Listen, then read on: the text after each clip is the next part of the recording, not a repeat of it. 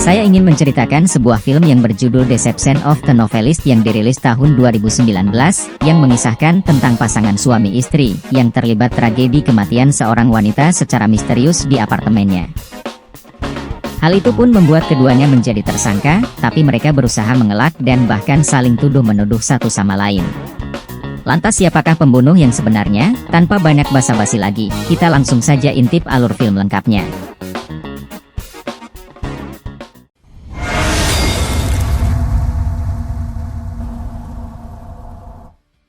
Film dibuka dengan seorang pria bernama Jae Soo yang merupakan seorang penulis novel.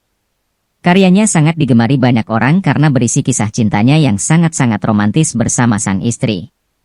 Mereka pun dianggap sebagai pasangan yang sempurna dan menjadi inspirasi pasangan-pasangan muda. Akan tetapi hubungan mereka sebenarnya tidak seromantis yang ditulis Jae pada novelnya. Karena istrinya yang bernama Kiki terkadang membuatnya sangat kesal karena sifatnya yang pemalas dan tukang suruh-suruh. Bahkan untuk urusan pekerjaan rumah dan menjemput anak ke sekolah saja, Jae lah yang harus mengerjakannya.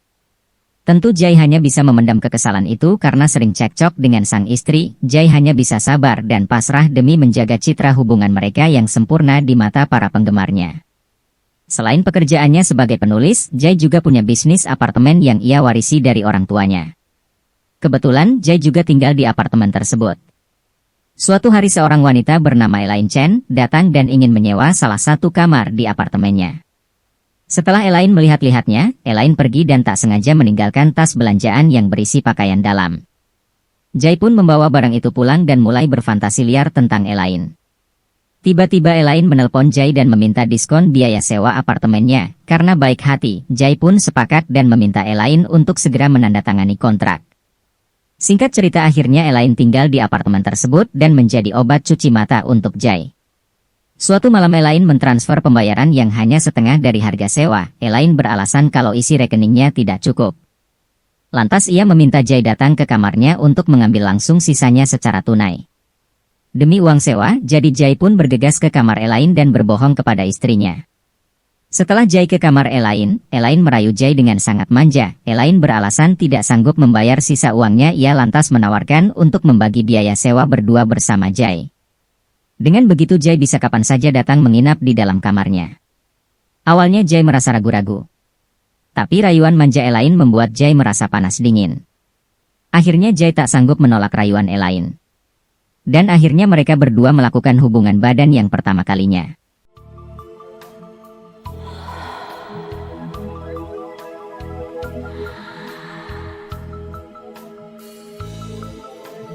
Kemudian, hari-hari berikutnya Jae pun selalu berbohong kepada istrinya untuk keluar berolahraga ke tempat gym, padahal yang sebenarnya terjadi ia pergi ke kamar Elaine. Sampai suatu ketika Elaine kembali merayu Jae, Elaine ingin bisa sewa gratis apartemen pada bulan itu. Ia berjanji akan membayar semuanya pada bulan depan, meski sama-sama enak tentunya Jae menolak karena sudah terlalu banyak memberi diskon pada Elaine. Tapi untuk meyakinkan Jae, Elaine menulis surat pernyataan kalau Jae bisa melakukan apapun pada dirinya sesuka hati dan tetap akan membayar sewa setiap bulan. Seketika Jae pun luluh dan siap menerima bayaran sewa kapanpun Elaine bisa.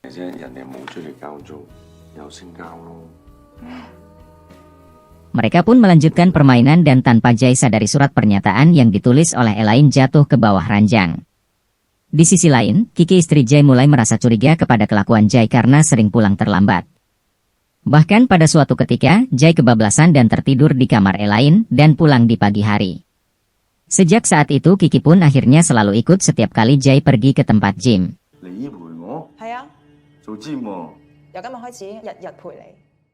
Hal itu membuat Jae tidak punya kesempatan dan alasan lain untuk bertemu dengan Elaine. Selama berhari-hari ia pun hanya bisa memanfaatkan waktu membuang sampah untuk sekedar bertemu Elaine.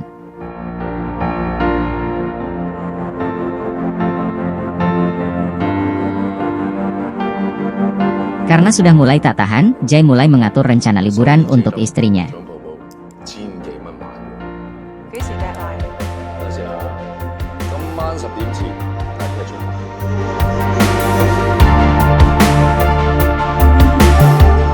Sementara Jae berpura-pura tidak bisa ikut karena ada urusan yang tidak bisa ditinggalkan.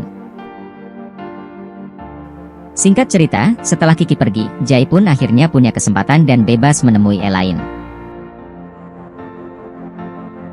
Setelah istrinya pulang, Jay ternyata belum merasa puas dan menghubungi Elaine untuk melampiaskan hasratnya. Tapi kali ini, Elaine mulai berani memasang tarif setiap Jay ingin melampiaskan nafsunya. Tentunya Jay menolak keras. Lalu Jay mengalihkan pelampiasannya pada sang istri.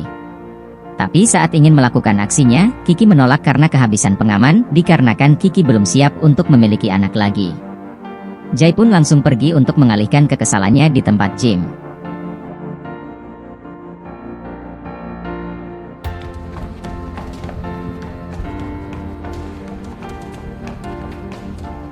Singkat cerita, pada suatu hari Jay panik, karena Elaine menjemput dan membawa pergi anaknya dari sekolah tanpa sepengetahuannya. Jay pun bergegas mencari Elaine untuk memastikan anaknya baik-baik saja.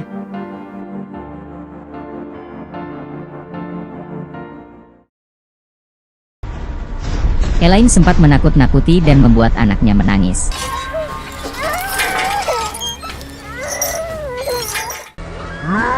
Untungnya Jay menemukan Elaine yang sedang menemani anaknya main ayunan.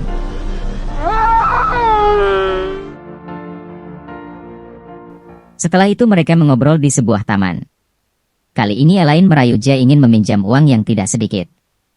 Jay pun sempat menolak, tetapi karena Elaine mengancam akan membeberkan hubungan terlarang mereka, Jay pun hanya bisa pasrah.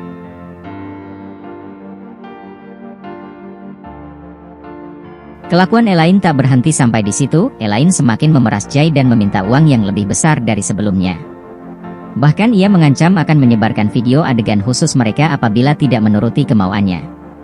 Elaine juga mengingatkan kalau ia tiba-tiba mati, maka video itu akan otomatis terupload ke internet. Jay merasa kebingungan, lantas meminta nasihat kepada teman-temannya yang seorang pengacara. Mereka menyarankan agar menghilangkan nyawa Elaine. Tapi tentunya mereka juga mengingatkan bahwa akan sangat sulit untuk lepas dari jeratan kasus pembunuhan. Akan tetapi Jay tidak menanggapi serius saran dari teman-temannya.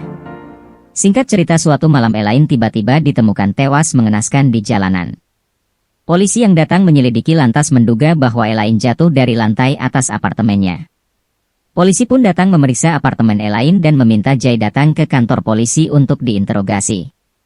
Awalnya Jay berkata kalau hubungannya dengan Elaine hanya sebatas penyewa dan pemilik apartemen. Akan tetapi ia tidak bisa mengelak setelah polisi menunjukkan surat pernyataan yang ditulis Elaine waktu itu.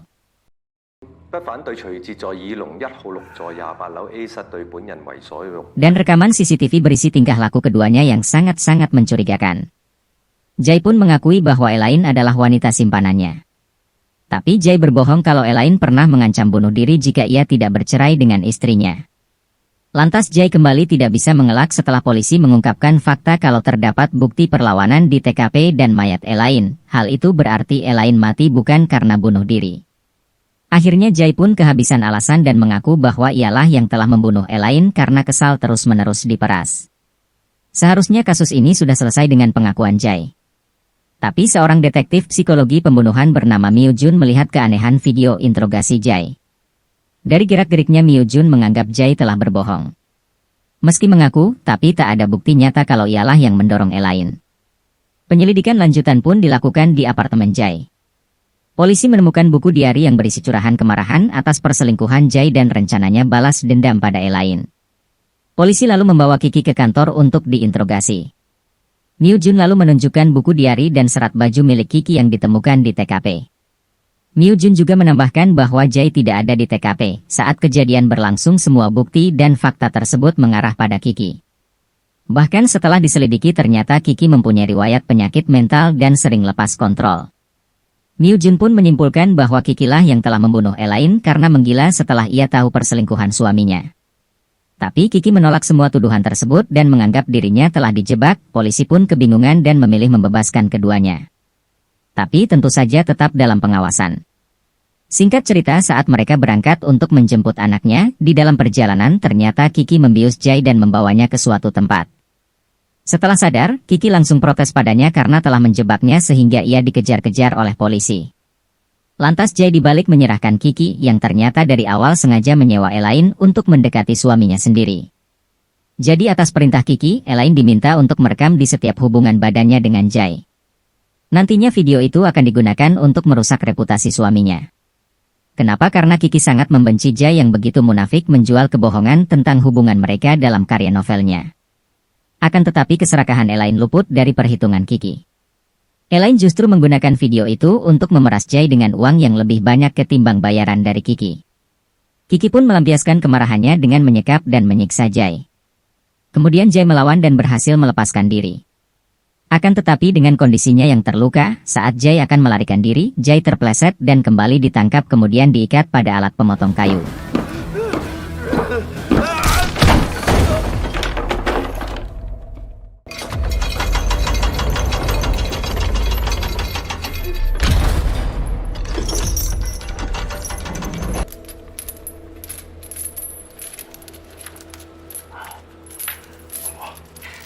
Untungnya polisi datang tepat waktu dan berhasil menyelamatkan nyawa Jay.